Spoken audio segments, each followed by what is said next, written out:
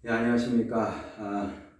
5-1 Can we know God? 이 부분을 이번 시간에 지금 하고, 그리고 하나 더 하고, 아마 한 번 더 하고, 그 다음에 이제 이번 세 번째 동영상에서는 이제 또 다른 주제를 가지고 여러분과 얘기를 하게 될 것 같은데, 지난 시간에 기억하시겠죠? 우리가 하나님을 설명을 합니다. 이제 우리가 하나님에 대해서 설명을 하다 보면, 근데 이제 우리가 전해받은 하나님이죠. 우리가 전해받은 성경을 통해서 전해받은 하나님을 설명을 하는 겁니다. 그럴 때는 이제 위험성이 있다고 그랬습니다. 리스크가 있는 거죠. 자, 이 리스크에 대해서는 우리가 이제 The Doctrine of Creation 거기서 좀 더 자세하게 얘기를 할 겁니다. 하나님은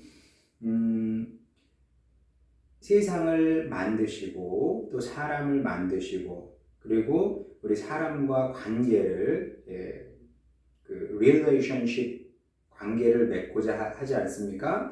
근데 이것이 굉장히 하나님으로서는 위험을 감수하는, 사실 세상을 안 만들면 문제가 없거든요. 어떻게 생각해 보면 사람을 안 만드시면은 아무 문제가 없는 겁니다. 그런데 세상을 만드시고 사람을 만드심으로써 하나님께서 위험의 세계로 뛰어들으신 거죠. 하나님께서. 자, 이 부분에 대해서는 우리가 The Doctrine of Creation 거기서 좀 더 자세하게 얘기를 해볼 텐데, 자, Can we know God? 이 부분에서도 사실은 위험성이 있다는 거죠. 어떤 위험성이냐? 그건 이제 지난 시간에 제가 여러분에게 설명을 해드렸습니다. Korean Mission History에서 이제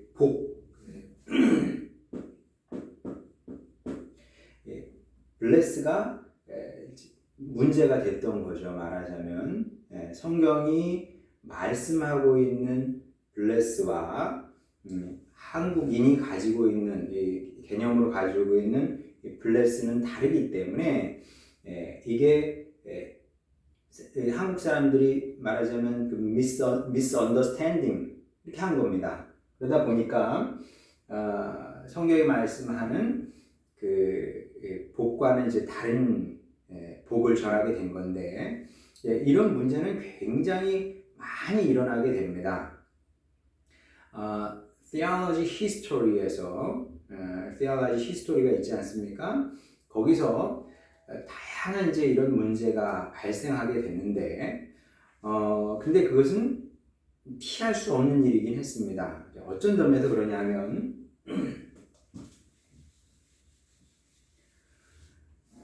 여러 가지 이유가 있습니다만은 가장 중요한 이유를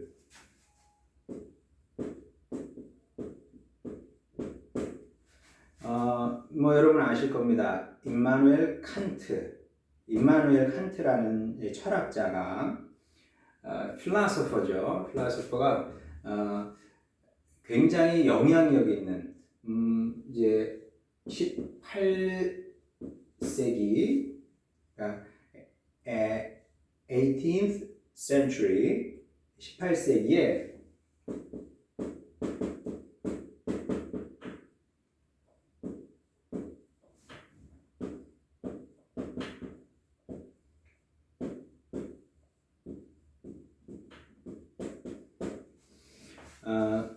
Kritik der reinen Vernunft라는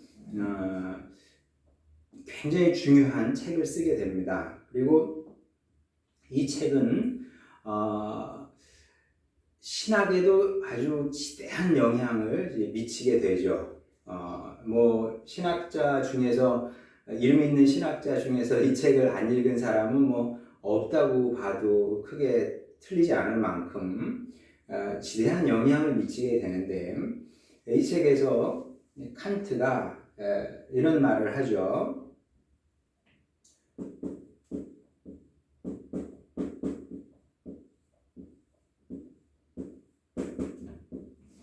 자, 일단 이거부터 이거는 이제 번역을 하면 여러분 뭐 느낌을 아시겠지만 크리틱은 이게 되겠죠. 그 다음에 there는 여기서 of, line에는 pure, fair는 reason이 되겠습니다. 그러면 critic of the pure reason 이렇게 되겠죠. 근데 이 책에서 das Ding an sich 이런 표현을 하게 되는데 영어로 하면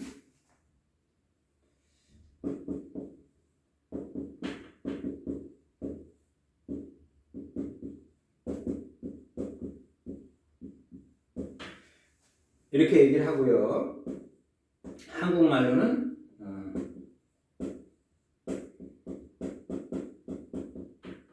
물 자체 이렇게 얘기를 합니다. 자, 이거를 이 시간에 자세하게 설명을 하면 어렵습니다. 어렵고 또 여러분도 그렇죠. 제가 지금 이제 여러분이 그 한국어를 잘 모른다는 전제를 갖고 강의를 하는 게 굉장히 어렵거든요, 저한테. 근데 이런 철학의 개념을 또 철학 사상을 이야기한다는 것은 이 시간에 굉장히 어려운 일이고요. 쉽게 얘기하면 그렇습니다. 아주 쉽게 얘기하면 모든 thing은 사물. 자, 모든 사물 안에는 자기 자신의 고유한 그 무엇인가 있다는 거죠. 그것을 in itself라고 그러는 겁니다. 우리나라 한국말로는 자체인 거죠. 자체. itself가 있는데 우리 이성은 그거를 알지 못한다는 거죠. 자, 우리는 뭐 소나무도 봅니다. 소나무를 보면서 소나무네 그렇게 얘기를 하죠. 아니 좀 더 여러분 소나무 아시죠? 소나무 아니면 또 사과나무, 사과나무. 그 다음에 애플트리 뭐 그런 것들 보면서 사과나무네 이렇게 이해를 합니다. 자, 그런데 나무가 뭐냐라고 물어보면은 글쎄 나무 자체는 우리가 알지 못한다는 거죠. 우리 이성의 그게 이제 한계라는 겁니다. 한계. 그래서 그게 크리틱입니다. 우리 이성은 한계가 있고 알 수 있는 영역이 정해져 있다는 거죠. 자, 그래서 그리고 이제 그 칸트가 말하기를 이제 하나님도 이 물 자체의 영역하고 비슷하다는 겁니다. 그래서 하나님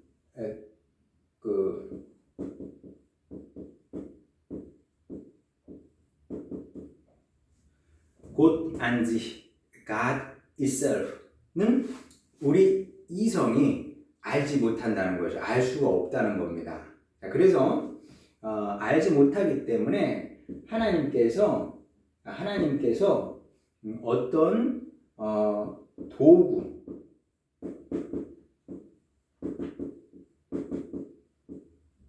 미디엄을 통해서 우리에게 하나님께서 자신을 가르쳐 주신다는 거죠. 가장 중요한 도구가, 가장 중요한 미디엄이 뭡니까? 성경, 바이블이 되겠죠. 그래서 우리는 하나님 안지는 알 수가 없고, 자, 그러면 하나님 안지시는 뭐냐 하면 또 다른 신학 표현을 하게 되면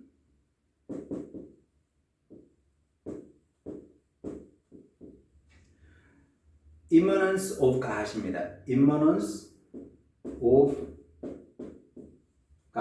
하나님의 안이죠. 그 안을 우리가 들여다볼 수 없는 겁니다.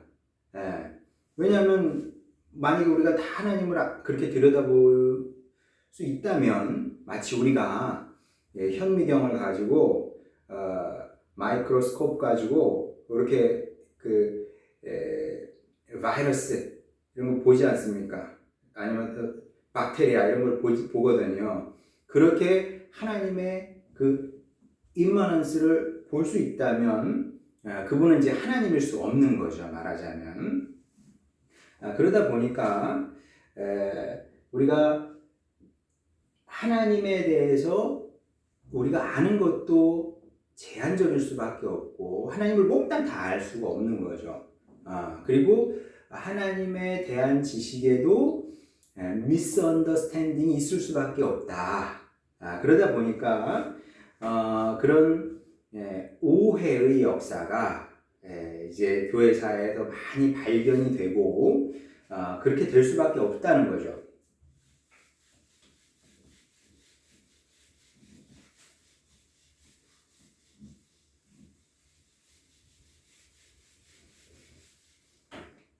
그리고 이제 이런 문제는 정말 교회 역사에서 많이 나타나게 되는데 그 대표적인 예가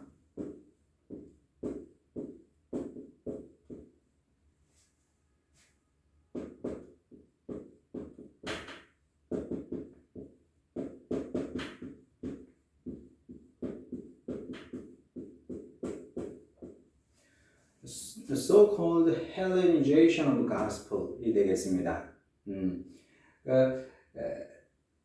복음이 그리스화 되는 거죠. 말하자면 이런 예가 이미 second century부터 두드러지게 많이 나타나게 됩니다. 그 대표적인 예가 저스틴 같은 처치 파더죠. 처치 파더. 이 저스틴 같은 사람이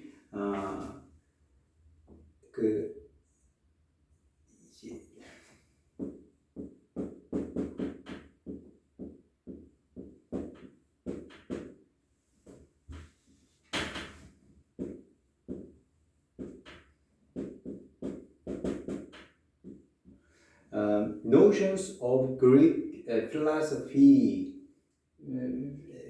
philosophy를 이제 많이 이제 많이 사용하게 됩니다. 그래서 이제 저스틴 같은 경우는 대표적으로 좋아했던 개념이 무엇이냐면 로고스죠. 로고스. 성경에도 나오고 요한복음에도 강조해서 태초에 로고스가 계셨다. 로고스가 있었다 그러지 않습니까? 이 로고스 개념이 그릭 필라소피에 많이 나오기 때문에 이것을 연결해 보려고 노력을 많이 했던 거죠. 그러니까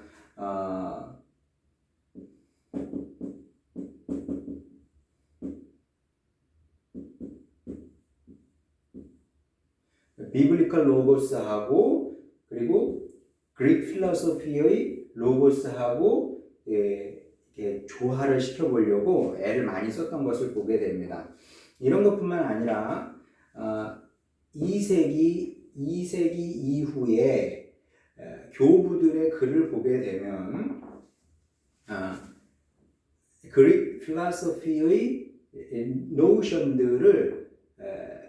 노션들이 많이 나오는 것을 보게 됩니다. 예를 들면 immortality, immutability, eternality 뭐 이런 것들이죠. 한번 써볼게요. 자,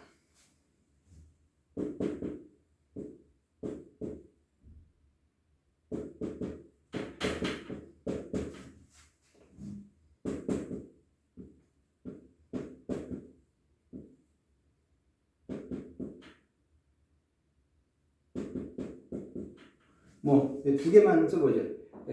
immortality, immutability. 사실 이런 notion은 성경은 그닥 그렇게 좋아하는 건 아닙니다. 좋아하는 건 아니지만 어쨌든 설명을 하려다 보니까 이 시대 사람들이 그러니까 이제 그 당시에 그리스 그리고 지금 이제 터키 지역이죠. 그쪽 사람들에게 우리가 아는 하나님을 explain 설명을 하려다 보니까 이 사람들이 알만한 개념을 사용해야 될 거 아닙니까?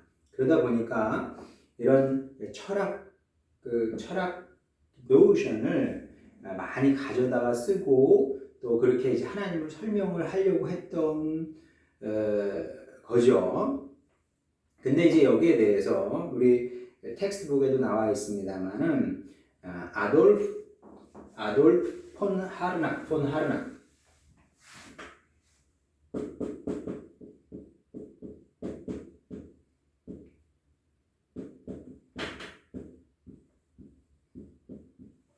아돌프 폰 하르낙 뭐 유명한 사람이죠. 유명한 신학자입니다.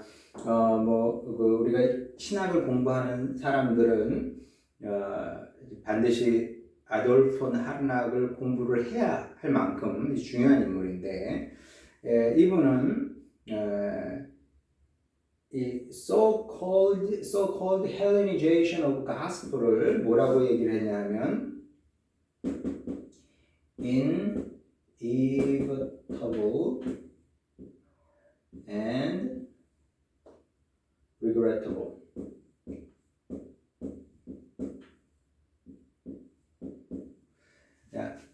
inevitable and regrettable 이렇게 얘기를 했습니다. 피할 수 없는, 어쩔 수 없는 거죠. 어쩔 수 없었어요. 근데 또 한편으로는 regrettable. 왜 regrettable 할까요? 왜냐하면 바이블, 성경이 말씀하는 그 하나님 계시, 성경을 통해 드러난 하나님의 revelation이 이런 과정을 통해서 조금 왜곡되었다, 잘못 해석이 됐다. 이제 이런 식으로 아돌프 폰 하르낙은 보는 겁니다. 자, 그래서 inevitable 하지만 동시에 regrettable 했다. 이렇게 보는데 자, 그래서 제가 리스크를 얘기를 한 겁니다. 리스크. 자, 어디까지 우리가 복음을 전해야 될 거 아닙니까? 자, 가스프를 설명을 해야 됩니다. 자, 그럼 설명을 하려다 보면 그 복음이 오해를 이제 왜곡이 되는 거죠. 왜곡이 돼. 이제 잘못 이해가 되는 겁니다. 우리 원래 성경이 가르치는 그 복음과 다른 방식으로 전해지게 되는 건데, 그게 이제 제가 생각할 때는 regrettable 하기도 하지만 여기에 액센트를 더 찍어야 되지 않겠냐. 저는 그렇게 봅니다. 왜냐하면 자, 여러분도 한번 이제 생각해 보세요.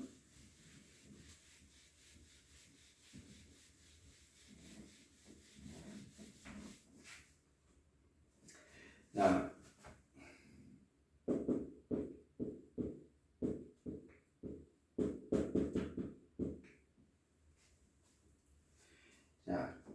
인카네이션을 한번 생각해 보죠. 인카네이션을 이제 한국말로는 성육신이다. 이제 이렇게 얘기를 하는데, 성육신을 쉽게 얘기하면 이런 겁니다.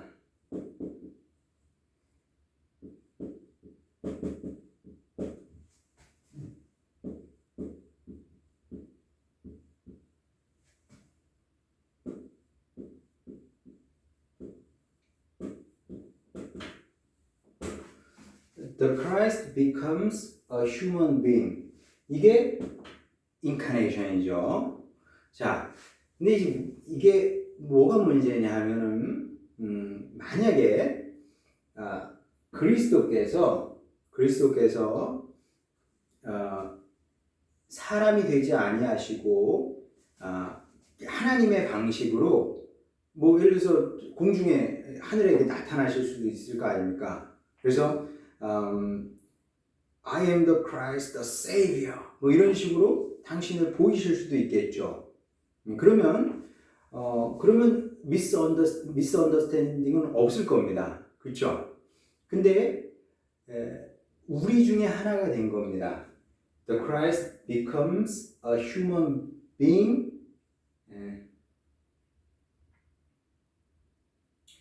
우리 중에 하나가 됐기 때문에 이 분은 말하자면 Jesus Christ는 언제든지 오해를 받을 수 있는 거죠. 그래서 이 땅에 오셨을 때 예수님께서 무수한 오해를 받으실 수밖에 없었던 것이 무엇이냐면 우리처럼 되셨기 때문에 그렇습니다. 우리처럼 되셨기 때문에. 자, 그러면 하나님께서 이런 리스크를 아셨죠, 당연히.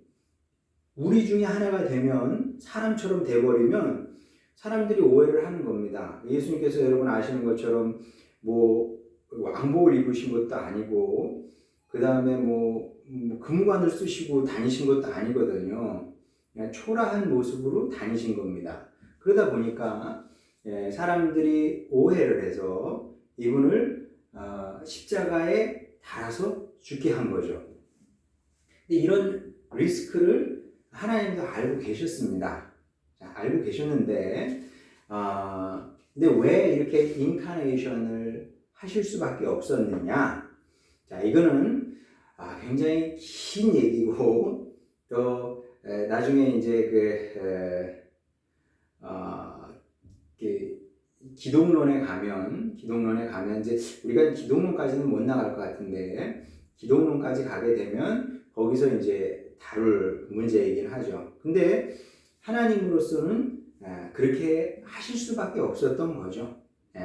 하나님 왜 인카네이션이라는 이 길을 the way of incarnation, the way of the incarnation 왜 그 길을 가셨습니까? 라고 물어보면 하나님께서 나는 그럴 수밖에 없었다고 어쨌든 얘기하실 것 같습니다. 그게 이제 하나님의 사랑이었고 그랬을 텐데 어쨌든 우리가 이제 신학을 하고 또 우리가 신학을 통해서 배운 바를 설명을 할 때는 오해의 가능성은 이제 배제할 수 없다.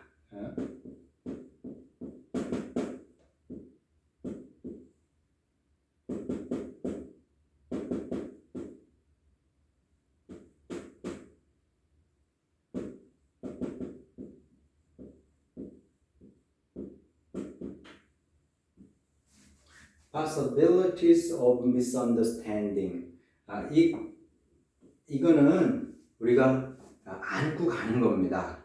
이게 무서워서 복음을 전하지 못한다. 내가 아는 하나님, 우리가 그 성경을 통해 배운 하나님을 전하지 못한다. 이거는 말도 안 되는 거죠. 하나님께서도 리스크를 무릅쓰시고 세상을 창조하시고 사람을 창조하시고 또 인카네이션 하시고 하나님 자신을 우리에게 보여주시고 이렇게 하신 거거든요. 마찬가지로 우리도 그러니까 우리의 태스크, 신학의 태스크.